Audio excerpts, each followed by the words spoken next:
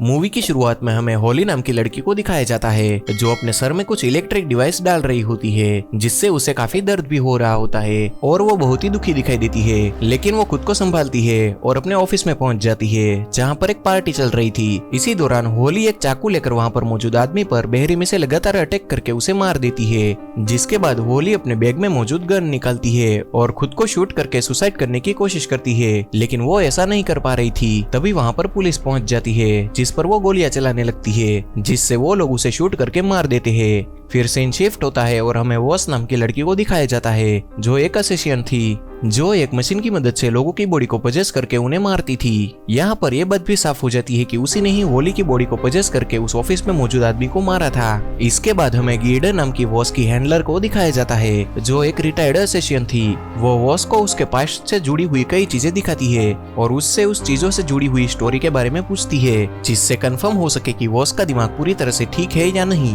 Was की उन चीजों में से एक मरी हुई तितली भी होती है जिसे उसने बचपन में मारा था, इसीलिए अभी तक उसे उस बात का गिल्ट था। इन सब बातों के बाद गिल्डर वॉस को बताती है कि हमारा ये कॉन्ट्रैक्ट भी अब पूरा हो चुका है। इसी दौरान हमें पता चलता है कि वॉस अपने काम की वजह से अपने हस्बैंड माइकल से अलग हो चुकी थी ताकि उसकी फैमिली को उसकी वजह से कोई नुकसान ना पहुंचे, लेकिन इसके बावजूद भी वो माइकल से बातें करती थी। इसीलिए गिल्डर उसे समझाती है कि तुम्हारा उससे बात करना सेफ नहीं है। इसके बाद वॉस गिल्डर की बातों को इग्नोर करके वापस अपने हस्बैंड माइकल और अपने बेटे ईरा से मिलने के लिए जाती है। फिर जब वो माइकल के साथ होती है तो उसे बार बार दिखाई देता है कि कैसे उसने होली को पजेस करके बार बार अटैक करके उस आदमी को मारा था। इस बात को लेकर वो काफी परेशान हो जाती है और वो वापस से काम करने के लिए गिल्डर को कॉल करके वापस ऑफिस चली जाती है, और जहां पर गिल्डर उसे कहती है कि अब मैं बूढ़ी हो गई हूँ, जिस वजह से मैं और इस मशीन पर काम नहीं कर सकती हूँ। इसीलिए मुझे कोई ऐसा चाहिए जो मेरी जगह ले सके, क्योंकि मुझे ऐसा लगता है कि तुम ये काम बहुत ही अच्छी तरह से कर सकती हो क्योंकि तुम एक स्पेशल हो, लेकिन तुम्हारा ध्यान भटकने की वजह से तुम पजेस बॉडी से अपना कंट्रोल खो देती हो, इसीलिए तुम्हें इस चीज पर कंट्रोल करना होगा। इसके बाद गिल्डर वॉस को एक फोटो दिखाती है जिनमें उसने उस ऑफिस में मौजूद आदमी को बहुत ही बेरहमी से चाकू से अटैक करके मारा था, जबकि उसके पास पहले से ही गन मौजूद थी। इसीलिए गिल्डर वॉस से इस बात का रीजन पूछती है, लेकिन उसके पास इस बात का कोई भी जवाब नहीं था। फिर नेक्स्ट फोटो में गिल्डर वॉस को उसके नेक्स्ट टारगेट के बारे में बताती है जिसका नाम कॉलिन होता है और वो कई सालों से कोकीन की डीलिंग करता था, लेकिन फिर उसे अपनी एक अमीर क्लाइंट से प्यार हो जाता है जिसका नाम एवा था, जो कि जूथरो कंपनी के सीईओ जॉन की बेटी थी।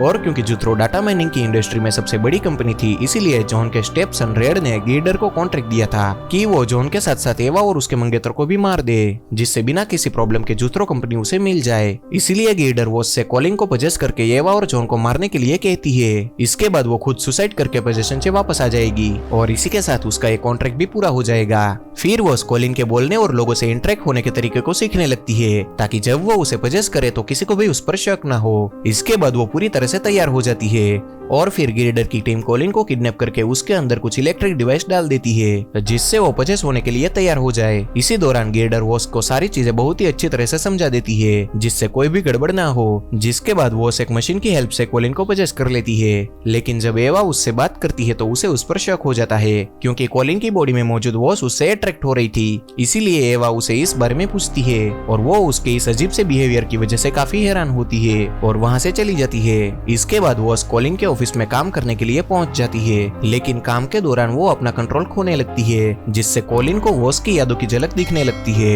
लेकिन कुछ ही देर में वॉस फिर से कॉलिन की बॉडी में पूरी तरह से कंट्रोल कर लेती है, लेकिन वो अपनी फैमिली को बहुत ही ज्यादा मिस कर रही थी। इसीलिए वो अपनी फैमिली को देखने के लिए अपने घर के बाहर पहुंचती है, लेकिन वो चाहकर भी अंदर नहीं जा सकती थी। इसी दौरान वहां पर जाने की वजह से वॉस एवा के घर पर काफी लेट पहुंचती है, जिससे एवा काफी ज्यादा परेशान हो गई थी। फिर वो कॉलिन यानी कि वॉस को अपने कुछ फ्रेंड से मिलवाती है जिसके साथ वॉस कॉलिन से अलग बिहेव करती है, जिस वजह से एवा उसे उसके ऐसे बिहेवियर का रीजन पूछती है क्योंकि उसे लग रहा था कि कॉलिन परेशान है, लेकिन कॉलिन यानी कि वॉस इस चीज के लिए साफ मना कर देती है। फिर अगले दिन वॉस इलेक्ट्रिक डिवाइस की मदद से फिर से कॉलिन के माइंड को रिफ्रेश करने लगती है। इसके बाद कॉलिन यानी कि वॉस एवा के साथ जॉन की पार्टी में पहुंचती है जहां पर वो काफी डरी हुई दिख रही थी, इसीलिए एवा उसे ड्रिंक करने के लिए बोलती है। तभी गिल्डर वॉस को सभी लोगों के बीच में जॉन से लड़ाई करने के लिए बोलती है जिससे सभी लोगों को जॉन के मरने के बाद लगे कि लड़ाई की वजह से कॉलिन ने जॉन को मार दिया। इसी वजह से कॉलिन यानी कि वॉस इस तरह से बिहेव करती है जैसे उसने बहुत ही ज्यादा ड्रिंक कर ली हो। फिर वो जॉन के पास पहुंचती है और उससे वो बहुत ही बदतमीजी से बात करती है, जिससे एवा उसे रोकने की कोशिश करती है, लेकिन वो उससे भी बहुत ही बदतमीजी से बात करती है, जिस वजह से उसे घर के बाहर निकाल दिया जाता है। फिर वो सभी लोगों के जाने के बाद जॉन के पास पहुंचती है। हालांकि जॉन उसे वहां से जाने के लिए कहता है, लेकिन कॉलिन की बॉडी में मौजूद वॉस जॉन पर लगातार रोड से अटैक करने लगती है और उस रोड को जॉन के मुंह के अंदर डाल देती है। तभी वहां पर एवा भी आ जाती है, जो ये सब देखकर बहुत ही ज्यादा डर जाती है और वहां से भागने की कोशिश करती है,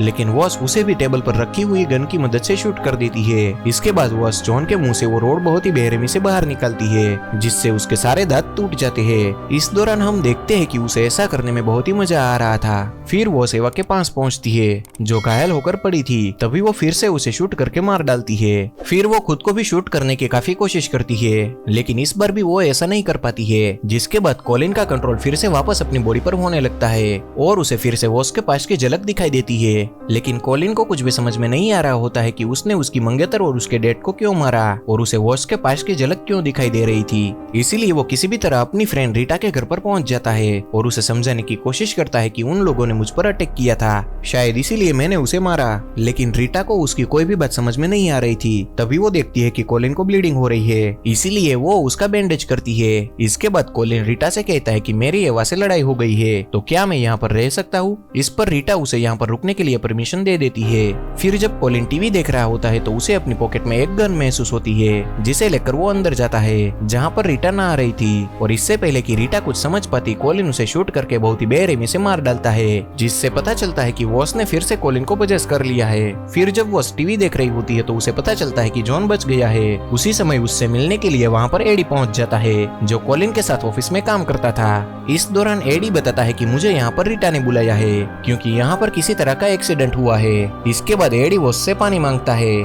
और वो मौके का फायदा उठाकर उसे इलेक्ट्रिक शॉक देकर बेहोश कर देता है। फिर जब वॉस को होश आता है तो वो एडी की ओर गन पॉइंट कर देती है और उसे शूट करने ही वाली होती है, लेकिन तभी एडी उसे समझाता है कि मैं भी गिल्डर के लिए ही काम करता हूँ, इसीलिए जब मुझे पता चला कि तुम्हारा कंट्रोल अपने होश से धीरे धीरे खत्म हो रहा है तो मैं यहाँ पर तुम्हारी हेल्प करने के लिए आ गया। ये सुनकर वॉस खुद को शूट करने के लिए बोलती है, लेकिन वो इस चीज के लिए साफ मना कर देता है और कहता है कि मैं यहाँ पर सिर्फ तुम्हें तुम्हारा कंट्रोल वापस देने के लिए आया हूँ। जिसके बाद वॉस बेड पर लेट जाती है और एडी उसका ट्रीटमेंट करके कॉलिन के माइंड में चेंजेस करने लगता है ताकि उसका कंट्रोल वो वॉस को दे सके। लेकिन तभी हम देखते हैं कि कॉलिन और वॉस कॉलिन के दिमाग के अंदर ही अंदर फाइट करने लगते हैं, जहाँ पर कॉलिन जीत जाता है और अपनी बॉडी का कंट्रोल वापस लेकर वॉस का फेस मास्क खुद लगा लेता है, जैसे ही वॉस ने उसकी बॉडी को यूज किया था, जिससे कॉलिन को वॉस के पास्ट के बारे में सारी चीजें पता चल जाती है। फिर जब कॉलिन का अपनी बॉडी पर पूरा कंट्रोल आ जाता है तो वो देखता है कि एडी मारा जा चुका है, जिससे वो बहुत ही ज्यादा डर जाता है और फिर वो बाथरूम में पहुंचता है। तब उसे पता चलता है कि रीटा भी मारी जा चुकी है, जिससे वो पूरी तरह से निराश हो जाता है और खुद को गन से शूट करके मारने की कोशिश करता है, लेकिन वो ऐसा नहीं कर पाता है। इसीलिए वो वॉस के हस्बैंड माइकल के घर पर पहुंच जाता है और उससे कहता है कि मैं वॉस का फ्रेंड हूँ और उसने मुझे यहाँ पर तुम्हें कुछ कहने के लिए भेजा है।